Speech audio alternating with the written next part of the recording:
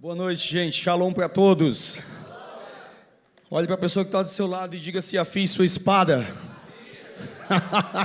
Vamos lá, diga: afie sua espada. Hoje à noite haverá uma revolução. Não, vamos lá, você precisa falar isso de verdade mesmo. Diga: hoje à noite eu estou produzindo uma revolução. Você vai dizer isso: estou produzindo uma revolução. Amém? Eu gostaria que você... Pode sentar, pode tomar assento. Pessoal, é um prazer estar com vocês aqui. A segunda vez que eu estou aqui. Eu acho que no espaço de um mês, né? De um mês, estive aqui na conferência com o profeta Davi Rebolo. E como aqueles dias foram revolucionários para a minha vida. E já estou com vocês aqui nas primícias, levantando altares. E vou estar com vocês aqui no carnaval. Já. Vocês conseguiram fazer uma coisa que em 20 anos de igreja ninguém conseguiu fazer: me tirar de Fortaleza. Eu sempre fico no carnaval, porque é nosso evento onde a gente estabelece a visão para o ano profética. Mas esse ano convém estar convosco. Meu Deus do céu, convém estar convosco. O meu povo sempre fala assim, que eu sou muito bélico, né? A minha natureza é bélica, eu amo a guerra. Eu achava que eu era muito bélico, até conhecer o Tiago, que tem uma espada no... As minhas espadas, eu tenho uma espada também, mas são guardadas, o Tiago bota no púlpito. Não, e eu conhecendo ele, vendo... Não, o Tiago ama a guerra mais do que eu, meu Deus do céu, é de guerra.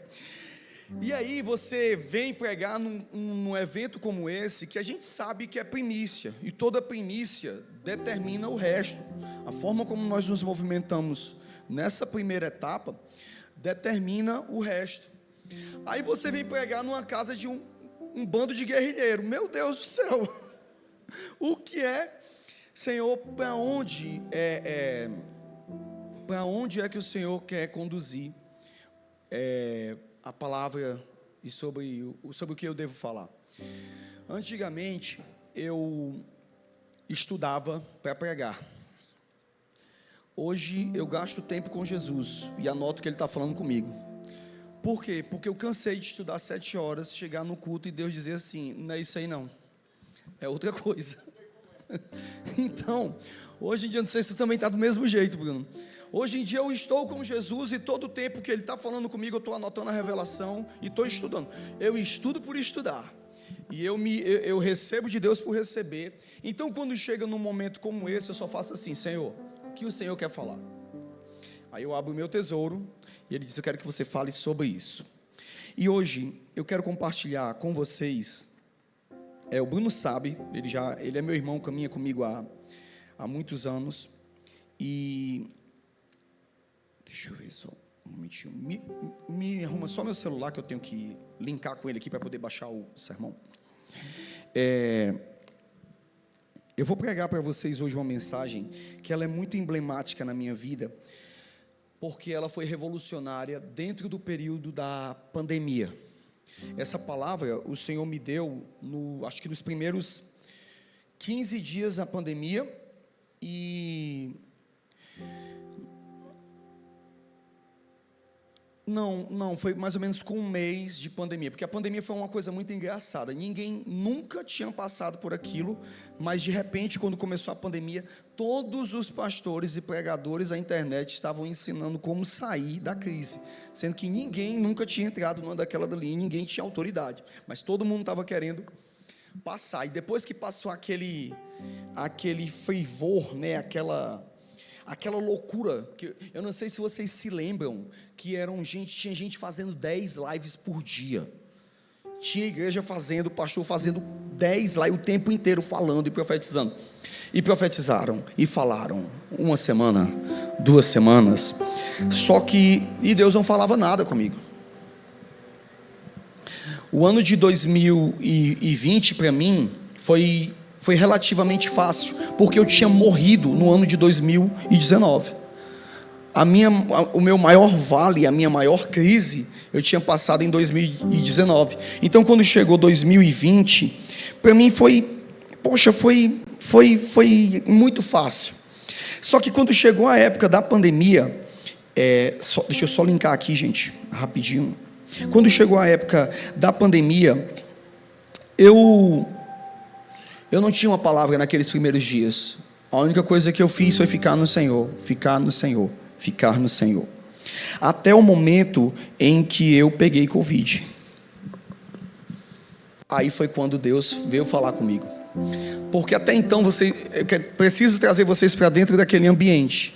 Que até então ninguém sabia se era verdade mesmo. Aí diziam assim, é só uma gripinha e tal. Então eu estava em casa assistindo uma pregação e eu senti meu peito fechar. E na hora que veio aquilo, o Senhor me deu essa palavra. E gente, da forma mais louca do mundo, eu abri a janela do meu apartamento, dei um grito. Ah! E saiu um arroto. E eu fui curado. Aí, irmão, eu tinha agora uma palavra. E eu fui para uma igreja que estava enclausurada. E ali começou o nosso maior crescimento como igreja, que a gente experimentou e provou. Eu não me apresentei, eu sou pastor da Casa Amarela, lá no estado do Ceará, na cidade de Fortaleza. Nós somos uma igreja que começou no ano de 2011, debaixo de uma mangueira, numa zona de periferia. E nós começamos com 15 jovens, debaixo de uma mangueira, numa das regiões mais perigosas da cidade de Fortaleza. E quando nós começamos ali, nós tínhamos uma palavra, e essa palavra prosperava debaixo de uma mangueira no meio da rua. Porque na época a gente estava procurando prédio e não encontrava, então a gente continuou ali, continuamos adorando ao Senhor ali, até que a gente encontrou um prédio, e esse prédio não era convencional, esse prédio tinha uma fachada de uma casa colonial, mas dentro era um galpão, como se fosse a metade disso aqui. Pois bem, a gente não tinha na época grana para colocar uma placa na frente da igreja. E quando a gente começou lá, a gente deu uma pintada dentro, organizamos tudo, e eu falei pro rapaz que estava liderando a pintura na frente, eu disse assim, cara, compra um amarelo de fachada, né? Um amarelo, cremezinho, né? Pastel, coloca o boisserri branco, beleza, eu falei amarelo, na cabeça dele entrou muito amarelo. Gente, quando eu cheguei,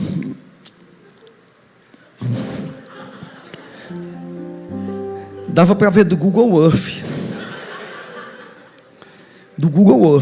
Ele pegou amarelo canário e pintou aquilo. E na época a gente era liso. A gente não tinha grana. Né? Não era liso de esperto, não. Lá no Ceará, liso é quem não tinha grana. A gente não tinha grana. E eu disse, desgraçado, como é que tu faz um negócio desse? Agora a gente tem que esperar uns 6 meses para poder pintar a fachada dessa igreja. E ficou. Só que lá nós começamos a trabalhar de forma profética e de forma, aquilo que eu chamo de, eu me considero um reavivalista cultural. É o que eu trabalho com cultura, eu trabalho com transformação social, eu trabalho com desenvolvimento de arte, de cinema, de cultura. Eu sou dono de um hub de criatividade e, querendo ou não, a genética da nossa igreja está muito ligada a esse tipo de coisa. Então eu tenho muitos artistas, eu tenho professores de teatro, eu tenho muitos músicos, eu tenho muita gente voltada para a produção da sétima arte e de tudo correlacionado às zonas de influência. E nós começamos ali, gente, naquele bairro, eram 25 mortes por mês. Quando nós saímos de lá, eram 5 mortes por ano.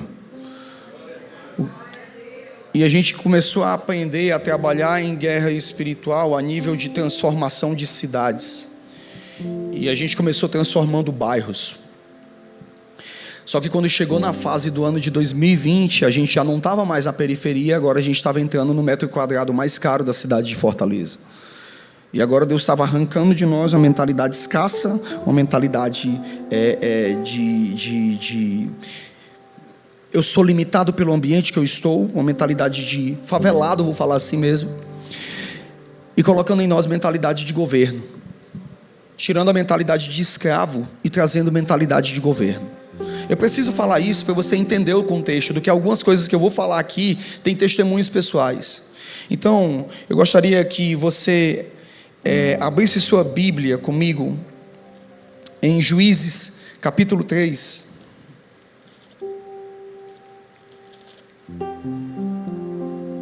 Juízes, capítulo 3.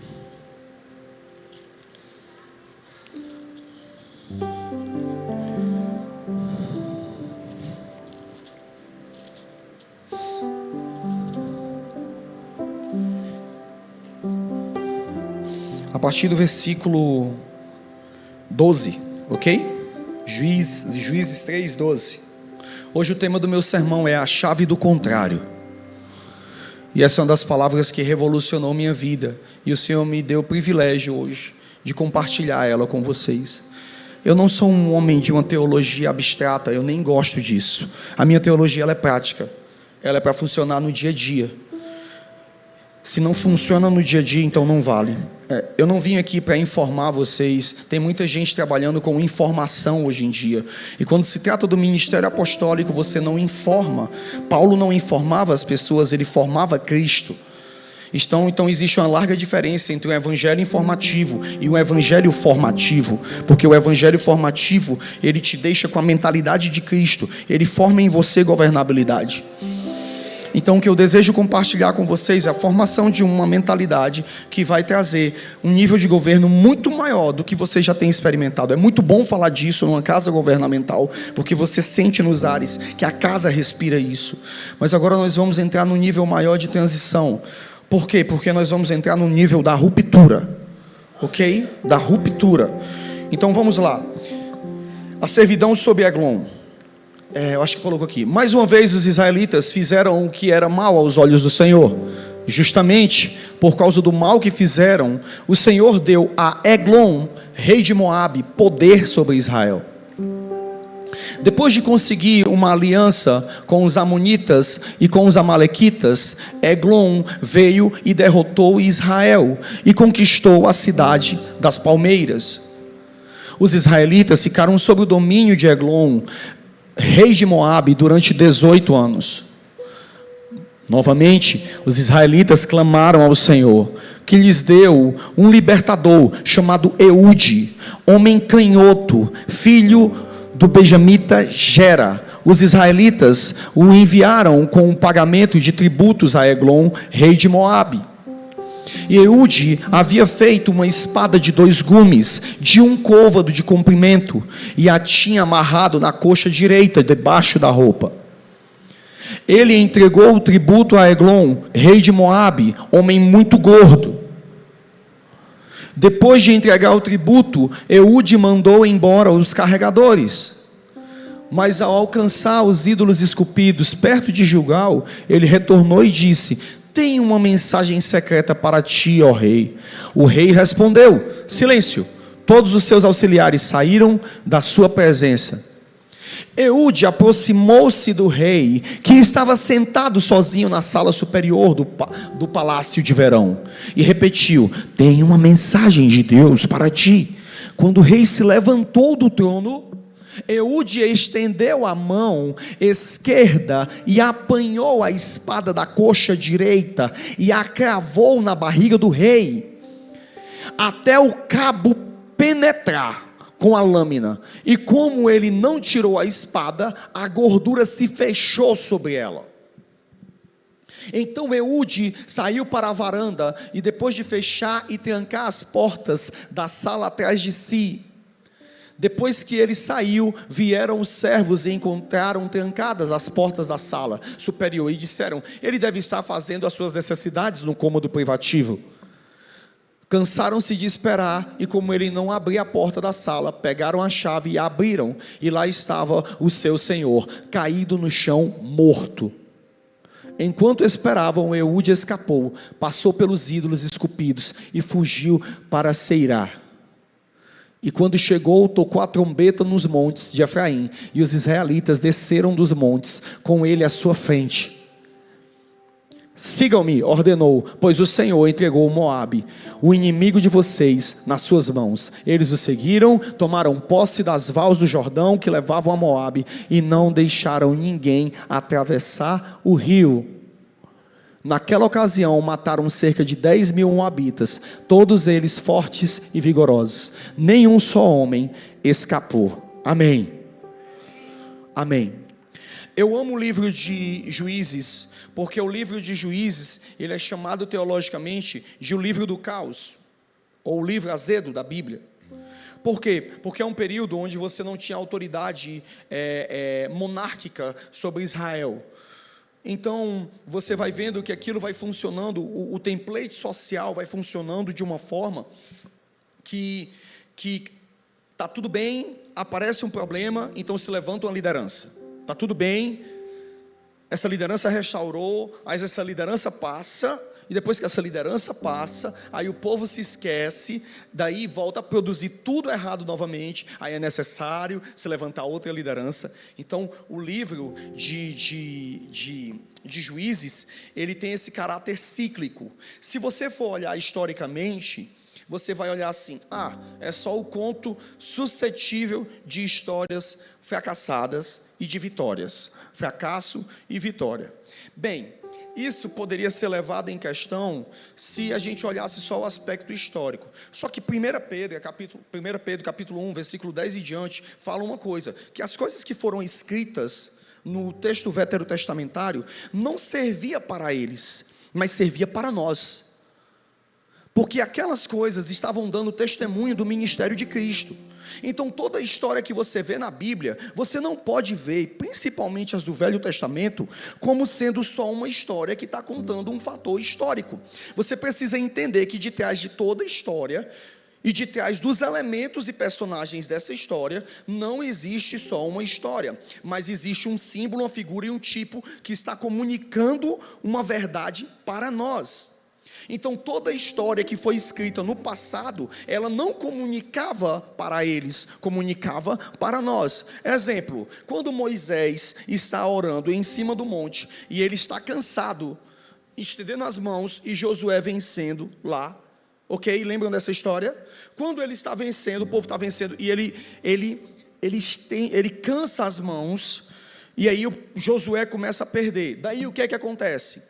Vêm os líderes, eles sentam Moisés em uma rocha, e a partir daquele momento eles seguram as mãos de Moisés, e Josué começa a vencer. Bem, se eu olhar essa história só pelo ponto de vista técnico, vai ser um velho cansado, que está atrapalhando o cara lutando lá embaixo. Agora, quando eu começo a entender que cada elemento e cada personagem é símbolo, figura e tipo de algo, eu entendo que Moisés não é Moisés, mas Moisés é símbolo da autoridade apostólica e profética. Quando a autoridade é profética e apostólica, ela se senta e repousa na rocha tissur da salvação, porque a palavra que é dada para a rocha que Moisés senta é tissur, que é a mesma palavra que cita em Daniel capítulo 2, que cairá uma tissur do céu, que estabelecerá o reino de Deus na terra. Essa tissur é Jesus. Então Moisés não estava sentado sobre uma rocha, Moisés estava sentado sobre Cristo. E quando a autoridade profética e apostólica está em Cristo, está no local de descanso em Cristo, está no local de assentamento em Cristo, nas regiões celestes, e existe uma liderança cooperando para que essa unção flua, então a igreja vai vencer lá embaixo, a igreja vai vencer na rua, a igreja vai vencer onde ela estiver. Entende? Como o 1 Pedro fala, aquelas coisas não falavam para eles, falavam para nós. Então quando eu olho a partir desse critério para o livro de Juízes, eu entendo que não são historinhas vazias.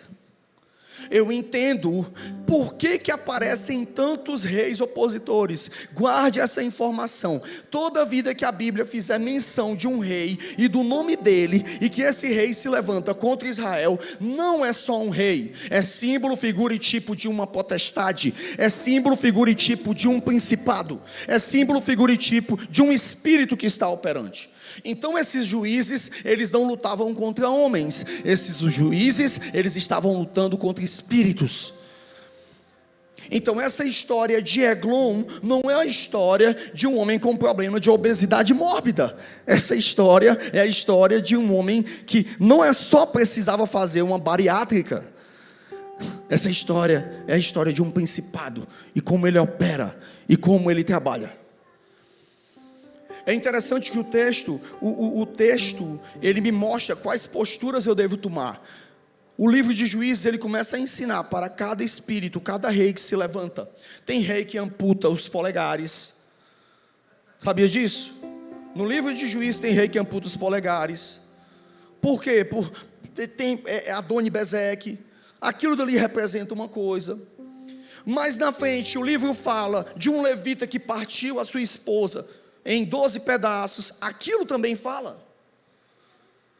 Então cada história está trazendo um ensinamento. Mas hoje nós vamos ficar na história de Eude. Na história de Eude. E o que eu quero falar para você não é placebo, não é confissão positiva, é o uso da fé como ferramenta para a expansão do reino. É mais do que pense positivo, é fé, é usar a minha boca para a manifestação de um milagre. Então a primeira coisa que eu quero falar hoje, eu quero falar sobre Eglon, quando a opressão se levanta. Eglon. Juízes 3,14 diz: e os filhos de Israel serviram a Eglon, rei dos Moabitas, 18 anos. Preste bem atenção. Tem algo que a gente entende que alguns reis do mundo antigo receberam alguns títulos post-mortem. Eles não receberam esse nome enquanto eles estavam vivos. Eles ficaram, depois da morte dele, deixaram esse título para essa pessoa como característica principal da vida dele, para que ele fosse identificado nos anais históricos. Por quê? Porque tinha rei que tinha o mesmo nome do outro. Tinha rei 1, rei 2, rei 3. Então, para identificar, eles davam um adjetivo a esse rei. Então provavelmente o nome que Eglon carrega era isso. Foi um nome que foi dado para ele depois da morte. Mas esse nome é essencial no texto bíblico, porque a palavra Eglon vem de Egel. Quando você vê uma palavra no hebraico, essa palavra, nenhuma palavra no hebraico, ela é abstrata. Toda palavra no hebraico, ela está correlacionada a alguma coisa. Por exemplo, a palavra amor, ela é abstrata, não é verdade? Você não tem como quantificar e pegar ela. Me dê 1 quilo de amor. Não tem. Me dá aí um amor aí, por favor. Uma garrafa de amor. Não existe isso. Está entendendo? No hebraico não existem palavras desse jeito. Toda palavra é correlacionada a uma coisa, a um objeto físico, para que você possa entender ela e entender a funcionalidade dela. Por exemplo, a palavra kabod, que é a palavra glória, ela vem da palavra kavod, que é a mesma palavra para estômago. Por quê? Porque o estômago é o órgão mais pesado do corpo. Então, quando eles querem falar, como é que é a glória de Deus? Como é que é o peso da glória de Deus? É como você enche, quando você come, enche o estômago, e você sente aquela sensação de peso que te curva. Pois é, eles trabalham assim. No hebraico se trabalha assim. Então, quando se fala assim, Eglon, a palavra Eglon, ela vem de um radical. E esse radical, ele é visível. Eglon, literalmente, vem de Egel, Agol, que significa boi roliço. É um boi. Eu fico imaginando, bicho, que tamanho era esse indivíduo? Qual o apelido que a história decidiu dar para ele? Esse aí é um boi roliço. Meu Deus do céu, que tamanho era essa criança? Né? No Ceará, como a Ceará é a terra nacional, né? É o território nacionalizado do bullying, lá, você nunca vai conseguir fazer hora com o cearense. Por quê? Porque ele é o primeiro a fazer com ele mesmo, né? Ele é o primeiro. Nós sobrevivemos aos nossos tios, nossos pais, nossos que vieram antes da gente. Então, vir para um concurso de piada em qualquer canto do Brasil é fácil para nós, porque nós viemos disso, tá entendendo? Então, eu fico imaginando no Ceará o que é nos chamar o Eglon.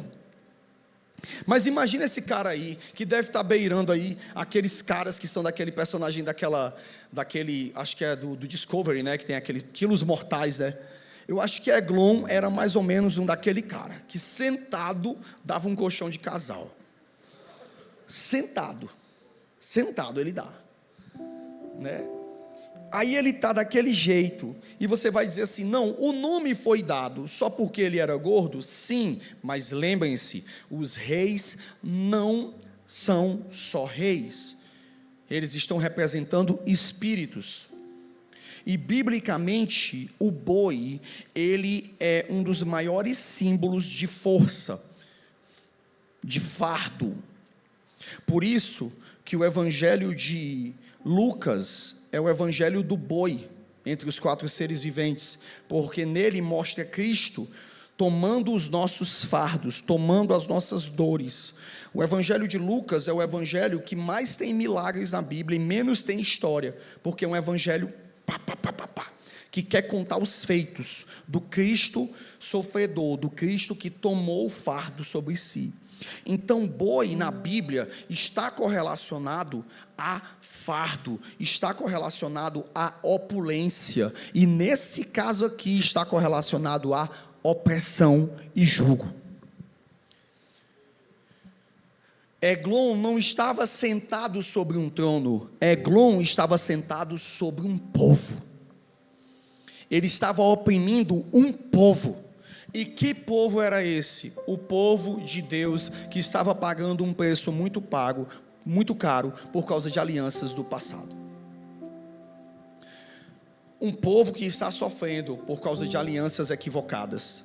Um povo que está sendo penalizado. Por quê? Porque alguém que veio antes deles fizeram pactos que não era para ter sido feito. Eu acho que essa palavra funciona lá no Ceará, mas não está funcionando aqui no Brasil não, né?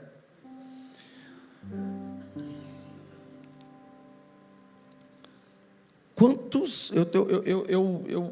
eu fui no Texas, fui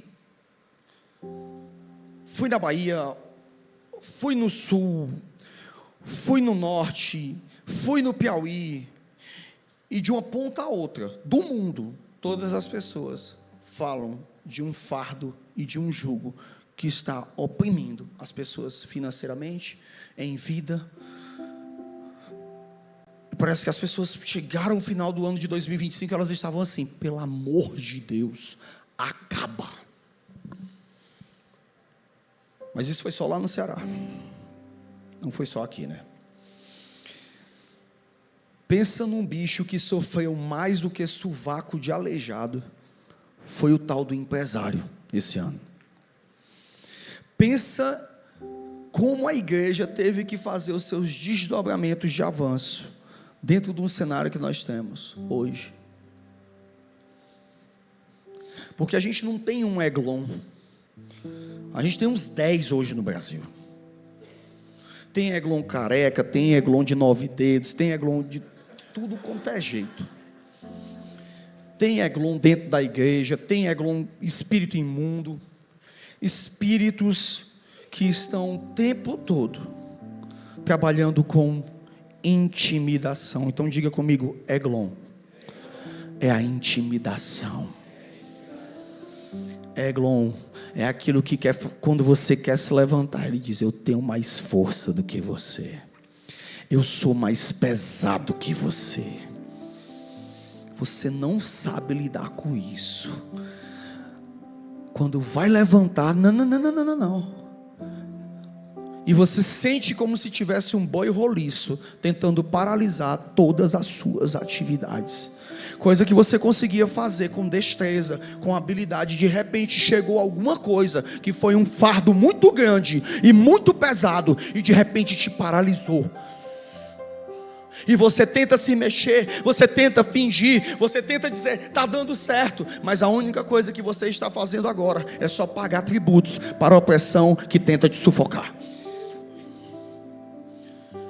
E teve gente que já baixou a guarda, e teve gente que já deu, é o que tem para hoje. Eu já não vendo mais como eu vendia, eu já não tenho cliente mais como eu tinha, essa igreja já não cresce mais como crescia. Que não é o caso de vocês, vocês estão em franco crescimento, mas ande pelo Brasil e você vai ver a luta para poder estabelecer algo. Quando os ares são contaminados por pactos, contaminados por jurisdições perversas, contaminados por homens ímpios, contaminados pelos nossos pais, contaminados por uma região que fez uma escolha que se chama de democracia, mas na realidade dá poder nos ares. Eu vou falar da minha região mesmo agora. A minha região disse assim: vai, elege, vai nos ajudar. E o que aconteceu? O crime cobrou um preço alto. Eglon sentou nas calçadas da minha cidade, do meu estado. Eglon bebeu do sangue dos jovens nas ruas, oprimiu e intimidou. Quantos pastores eu tenho que acompanhar de dizer: hoje eu não tenho como fazer culto na minha igreja, porque o Comando Vermelho disse, o PCC disse, que ninguém pode sair de casa hoje, porque morreu um traficante em algum canto e está todo mundo de luto. Pois é, irmãos, eu tive que lutar contra isso ano passado.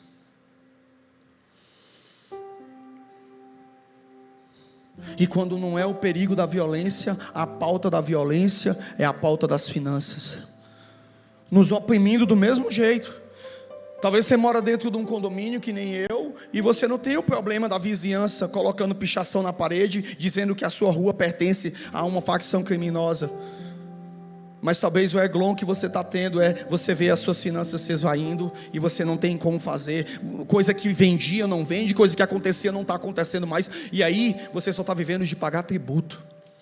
Pagar tributo, que nem o povo de Israel estava vivendo. Só que tem uma chave para isso. Em tempos de intimidação, benjamitas são necessários. Alguém corajoso para romper com a opressão do povo. Foi por causa desse termo que eu entendi que eu tinha que pregar para vocês essa palavra. E é engraçado que aqui eu estou com uma casa de guerra, com outra casa de guerra, que possui uma insígnia. Então os filhos de Israel clamaram ao Senhor, e o Senhor lhes levantou um libertador, Eude, filho de Gera, filho de Gemim, homem canhoto, que era benjamita. A Bíblia não deixa passar nenhum detalhe e não cita coisas aleatórias. Quando a Bíblia fala, é porque ela quer te ensinar algo. E quando ela diz que existe um rei Eglon, quando ela diz que existe um opressor, quando ela diz que existe a intimidação, intimidação não é vencida por outro tipo de pessoa que não seja um benjamita. Benjamitas não são normais. Benjamitas não nascem no tempo oportuno. Benjamitas, eles já nascem lutando desde o ventre. Benjamitas, eles são aqueles que a palavra do Senhor fala em Gênesis, que eles caçam a presa e estraçalham para os irmãos. Quando ninguém tem coragem de lutar, os benjamitas, eles pegam as suas espadas e vão caçar. Se você não sabe, 2/3 do Novo Testamento foi escrito por um benjamita.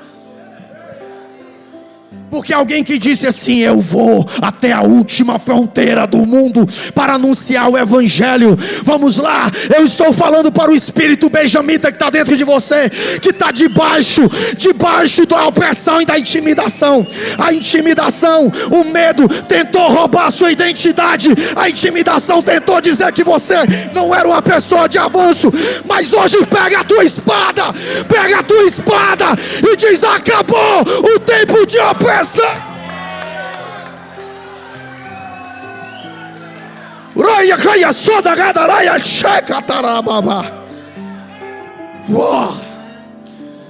Existia uma tropa de elite em Israel, e quando chegava a hora da guerra, não chama a tribo de Judá porque eles são bons cantando, não chama a tribo de Issacar porque eles são bons lendo os tempos.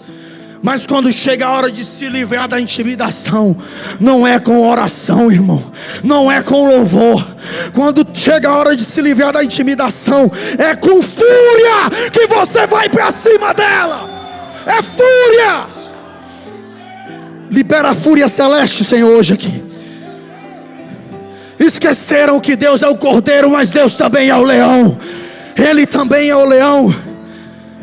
Existe uma fúria santa que precisa consumir o nosso coração. Em tempos de crise, Deus diz: levante-se os benjamitas. Gênesis 49, 27. Benjamim é lobo que despedaça, pela manhã comerá a presa, e à tarde repartirá o despojo. O benjamita é aquele que ele olha e diz assim: ninguém está lutando, ninguém está fazendo nada. O benjamita é aquele que olha a condição. O benjamita, ele tem uma sina, ele tem que lutar as batalhas dos outros. O benjamita tem que sangrar pelos outros. Não é justa a vida de um benjamita, nunca será justa, nunca será, porque Deus te escolheu para caçar pelos outros. Deus te escolheu para caçar por quem não tem força. Deus te escolheu para se levantar pelo oprimido. Uma igreja benjamita, ela paga o preço que ninguém paga. Uma igreja benjamita, ela tem que jejuar mais. Uma igreja benjamita, ela tem que orar mais. Uma igreja benjamita, ela é caluniada. Uma igreja benjamita, ela é acusada. Sabe por quê? Porque ela está se ousando ir contra a intimidação. Vamos lá, live. Essa palavra é para você.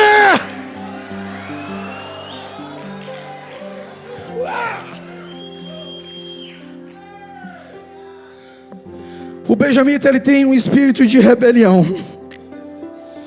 Como assim? Ele se rebela contra o inferno. Deus está dobrando a sua força. Você sabe o que é.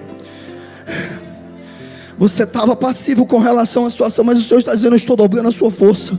A sua natureza é agressiva. Não permita. Existe uma fúria, a fúria do lobo. O Senhor está levantando sobre você. A insígnia da casa de Benjamim era o lobo que despedaça. E você vai dizer: ah, mas o lobo é do diabo, o lobo é mau. O lobo para Deus é aquele que vai na frente lutando pelos outros.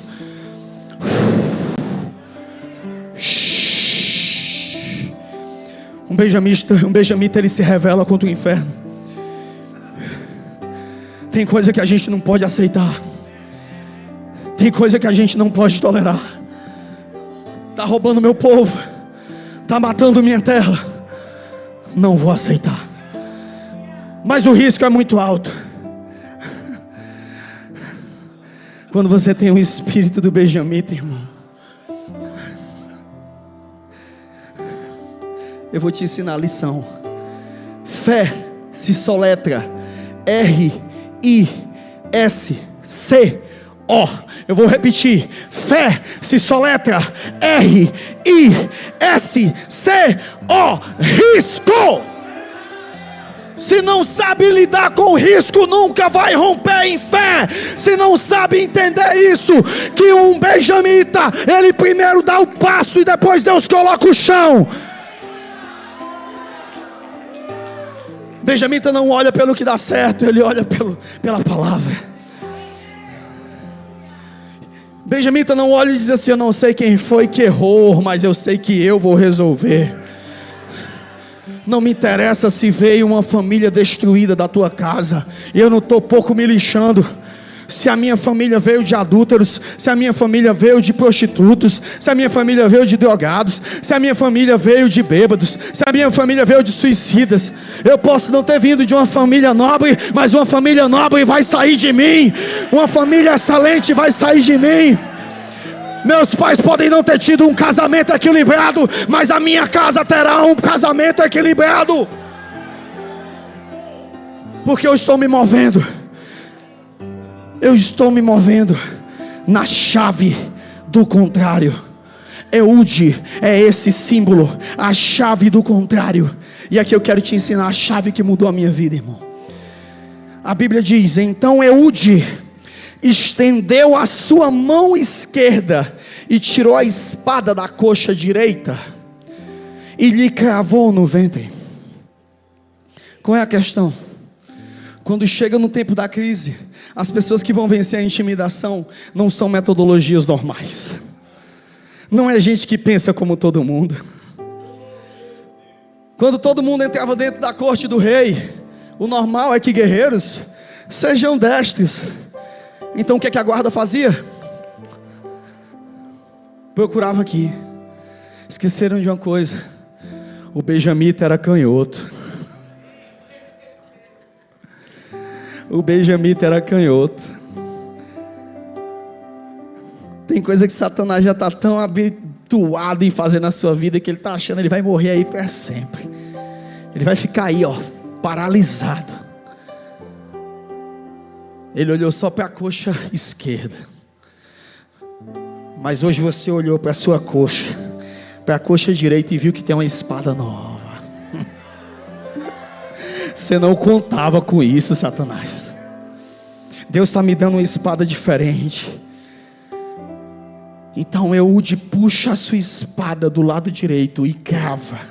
Agora eu vou te explicar como vence a intimidação. Não é com um pequeno golpe. Não é com... não, enfia. E gira. E empurra. Deus está levando algumas pessoas aqui ao esgarçamento. Deus está levando pessoas aqui a um nível de fé que é brutal. É quando não tem mais possibilidade, é tudo ou nada. Não vai ser um pequeno processo, será um processo gigantesco. E você vai ter que enfiar até o talo da espada. Até o talo da espada. É a chave do contrário. Mas eu nunca fiz isso, e você vai ter que fazer agora. Talvez Deus está dando modelos de negócio para uns, Deus está dando estratégias espirituais para outros, e Deus está dizendo para você: faz. Mas eu nunca fiz. É porque agora é a hora do contrário. Acabou a hora. Acabou. Parei de pagar tributo à intimidação. Parei de ficar silenciado toda vida que eu vou fazer alguma coisa. Não, você não pode. Fulano deu errado. Não vai fazer isso. Por quê? Está querendo aparecer? Não vai. É o tempo inteiro essa voz querendo te paralisar. É o tempo inteiro essa voz dizendo para você o que você não pode. Mas hoje o céu se abre e diz: tudo é possível ao que crê. Tudo é possível ao que crê. Tudo. Coisas estão nascendo hoje do contrário. Nem era o que eu queria, mas é o que tem para hoje. E eu vou fazer. Naquele dia eu disse: Senhor, que eu recebi essa mensagem, é para me ficar quieto. Eu gritei. A intimidação saiu no arroto. Eu fui curado. No outro dia eu estava na igreja, orando. Uma moça da nossa igreja, ela estava presa, 50 dias internadas. Olhe nas minhas redes sociais, você vai ver. Chamaram o marido dela e disseram: a saturação dela está mais baixa que um cadáver. No meu turno, o Senhor disse que não. E no meu turno, o Senhor disse que era o contrário. A gente foi buscar ela lá no colo de Jesus. Quando ela conta o testemunho, ela conta até com raiva: por que vocês oraram? Por que vocês fizeram isso? Eu já estava com Jesus lá. E ela voltou. Hoje está viva. É uma intercessora poderosa. Está lá discipulando mulheres. É auxiliar no movimento de mulheres junto com a minha esposa. Quando nós começamos ali, quando a gente chega num ambiente de que você começa a ativar a chave do contrário, você precisa entender, irmão. Satanás fica louco, porque ele perdeu o poder de controle que ele tem sobre você. Como é que eu faço para usar as ferramentas proféticas para se posicionar contra a opressão? Como é? Eu quero dar dicas práticas. Eu falei para você, dicas práticas. Eu não vou falar de coisas que eu li em manual, não. Vou falar de coisas que a gente viveu. Primeiro, a remissão de um local. A remissão de um local. Vocês são mestres disso. Eu nem preciso falar. Mas eu preciso falar de ambientes. Como nós removemos a marca da violência numa região de 1,5 milhão de pessoas. Tudo começou com a morte do meu cunhado.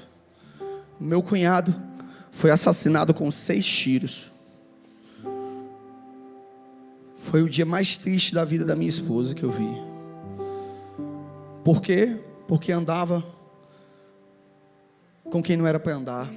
O evangelho foi pregado, mas fez as escolhas erradas. O Senhor deu 24 horas só para a gente pregar e orar por ele. E o Senhor colheu ele. Mas quando eu vi a minha esposa devastada, e eu vi o sangue que era derramado na cidade, nós pegamos, e agora? Nós vamos ficar aqui, no ambiente de medo, oprimidos, ou nós vamos fazer algo? Foi quando Deus ativou a chave do contrário. Em cada local onde alguém morreu, nós íamos com pão, nós íamos com vinho. Eu estou te falando de estratégias loucas. Eu nem estou dizendo para você fazer isso, eu só estou te dizendo que o céu mandou a gente fazer. Onde um sangue era derramado, nós derramávamos, celebrávamos a ceia, derramávamos vinhos, pedíamos perdão pelo sangue derramado, ungíamos uma pedra e enterrávamos ali. Quando terminávamos, nós íamos de porta em porta. Olá, tudo bem? Bom dia, tudo bem? Você gostaria de cear com Jesus? Hã? Como assim, cara? Você sai oferecendo ceia na rua para Jesus?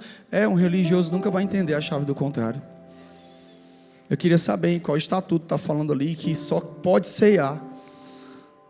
Sabe, em todas as cadeias e instâncias, biblicamente, teologicamente, você só vai encontrar uma restrição à ceia, quando diz assim: avalia-se o homem a si mesmo.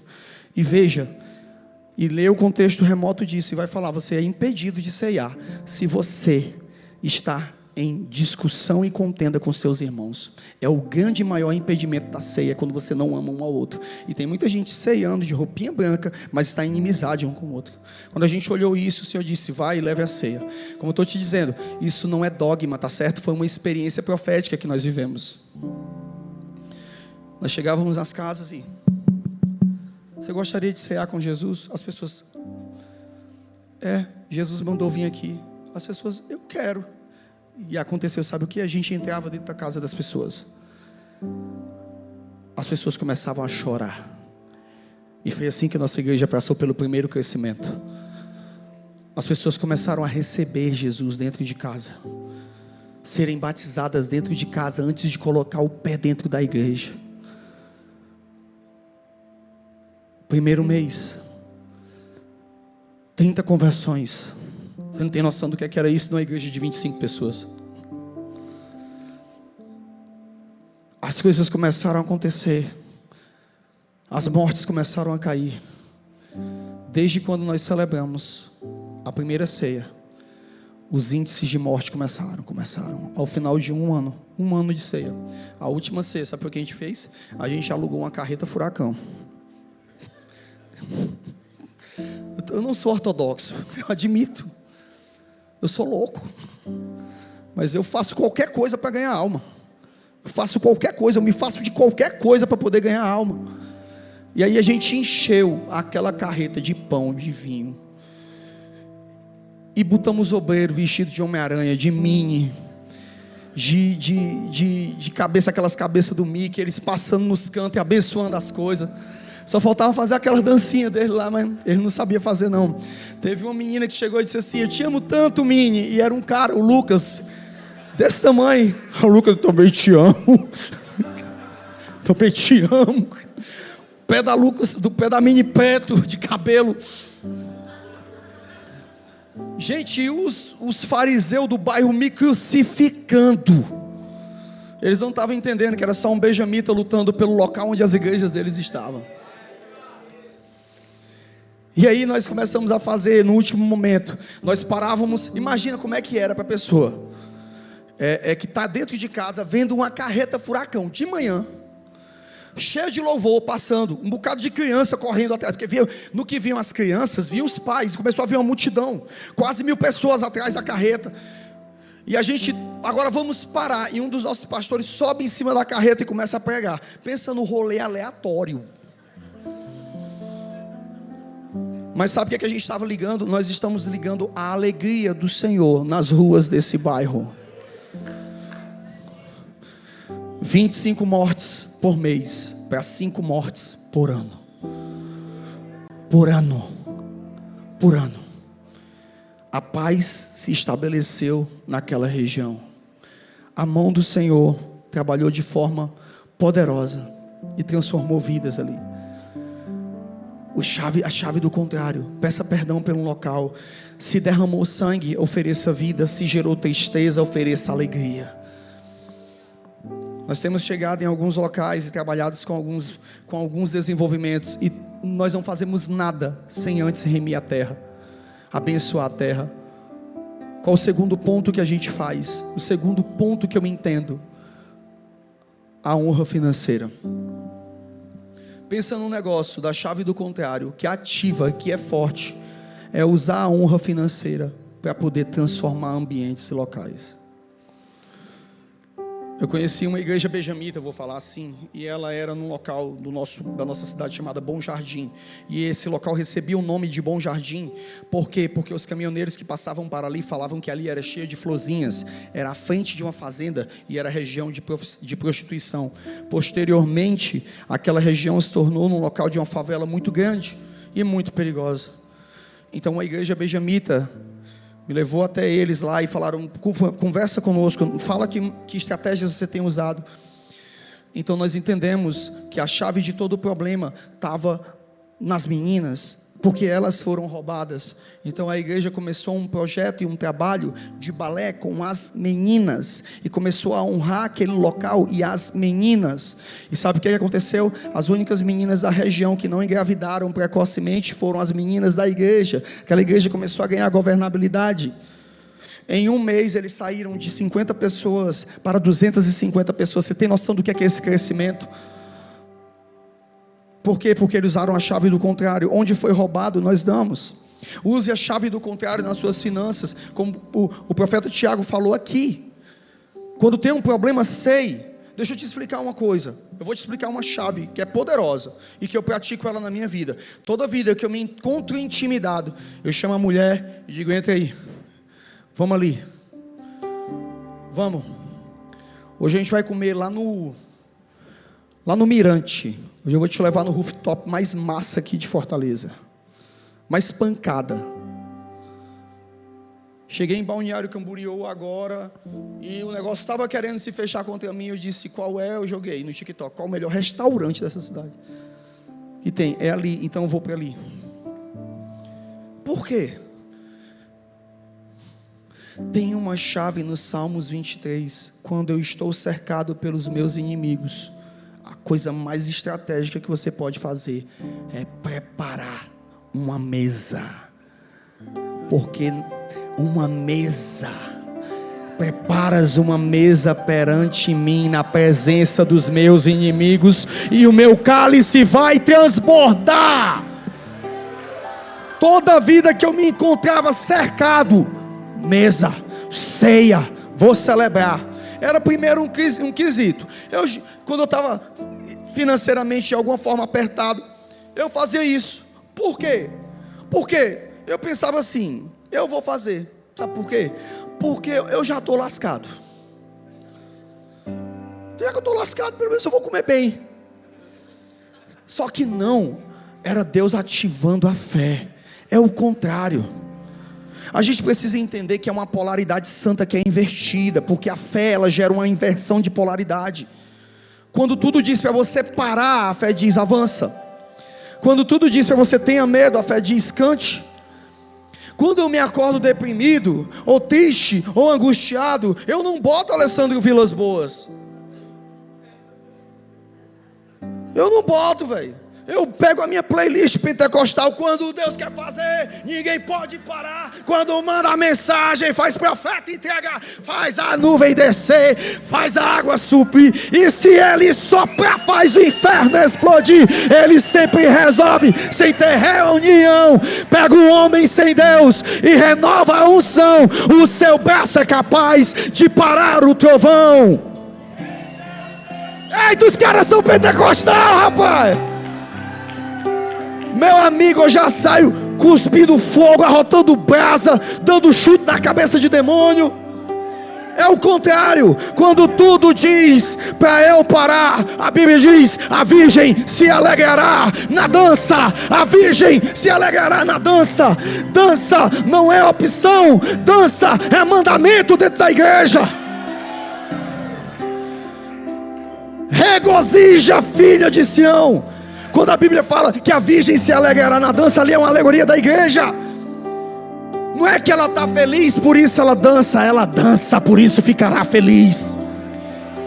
O mundo precisa ganhar para celebrar. O mundo tem que o dinheiro cair, o Pix cair, para poder celebrar. O mundo, com Deus não. Com Deus não. Com Deus é assim: ei, grita, e a muralha cai. Não é cai, e a muralha, então eu vou gritar. Com Deus a celebração é chave. Roda 7 dias, e no final vocês soltam um júbilo, e vocês começam, e a muralha cai. A muralha cai. Quando tudo fala de escassez, eu vou andar em provisão e abundância. Quando diz assim, não vai ter dinheiro, eu faço uma compra grande. Porque aí Deus olha lá do céu e diz assim: o bicho é doido mesmo, velho. O bicho é doido. E Deus faz. E Deus faz. Entenda isso. Use a chave do contrário. Eu quero que você levante do seu lugar. A intimidação já te parou demais. A intimidação já te parou demais. Vamos lá, vamos. Quando Deus quer fazer, ninguém pode parar. Quando manda a mensagem, faz profeta entregar, faz a nuvem descer, faz a água subir. E se Ele soprar, Ele sempre resolve, sem ter reunião. Pega o homem sem Deus, o seu braço.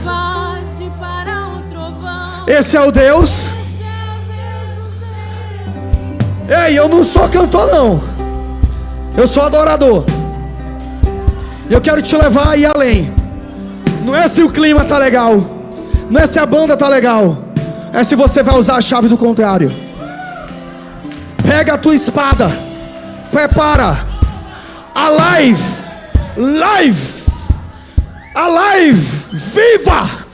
A live vai contra tudo e contra todos. Vai contra tudo e contra todos. Porque o Senhor tem uma palavra de avanço para vocês. Quando tudo está dizendo está difícil, acelera. Acelera.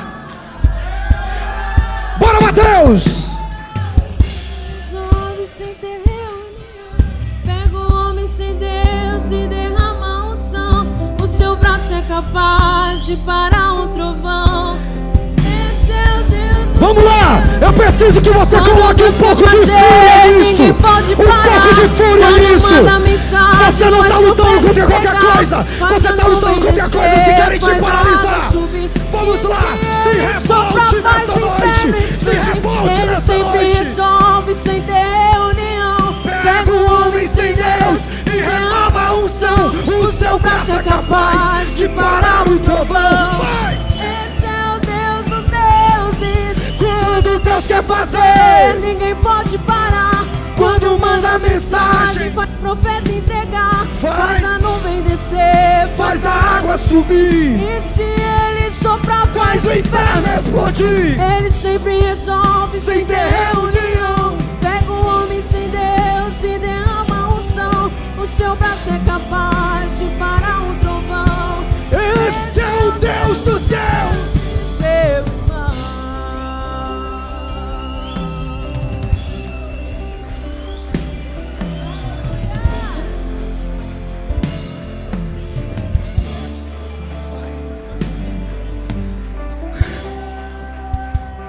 Eu queria ficar quieto, mas ele mandou eu voltar. Eu estava tentando me comportar, mas não dá. É como um fogo encerrado dentro dos meus ossos. Eu quero chamar só os benjamitas aqui na frente. Só os benjamitas. Eu quero ativar em você a fúria santa contra o mundo, o pecado, as obras do diabo. Hoje é a hora do basta. Do basta. Do basta, entende? A doçura de um cordeiro, a fúria de um leão. A doçura de um cordeiro, a fúria de um leão. A doçura de um cordeiro, a fúria de um leão. A doçura de um cordeiro, a fúria de um leão. Nos céus os anjos cantam, na terra os homens gritam. Ele venceu, ele venceu. A doçura de um cordeiro, a fúria de um leão. E a doçura de um cordeiro, a fúria de um leão. Vamos! Nos céus os anjos cantam, na terra os homens gritam. Ele venceu! Ele venceu! Eu não vou usar a minha espada. Essa fúria já tem em você. Me permite usar a tua espada, porque eu vou me movendo debaixo da sua autoridade. A fúria do pai da casa é ativada nos filhos. Uma das coisas que eu me identifiquei com o profeta Tiago é que ele é um homem que não recua diante do poder das trevas. É o mesmo princípio. Eu vou orar agora, habilitando a fúria santa. Essa fúria, ela estabelece o reino dos céus e liberta a tua casa, e liberta a tua cidade. Entende isso? Entende isso? Libera os céus agora, Pai. Libera os céus agora. Libera os anjos de combate que treinam os guerreiros. E a doçura de um cordeiro, a fúria de um leão. A doçura de um cordeiro,